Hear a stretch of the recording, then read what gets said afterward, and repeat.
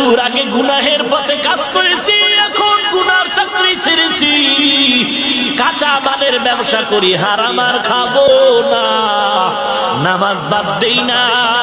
অন্তর ভরে দোয়া করবেন।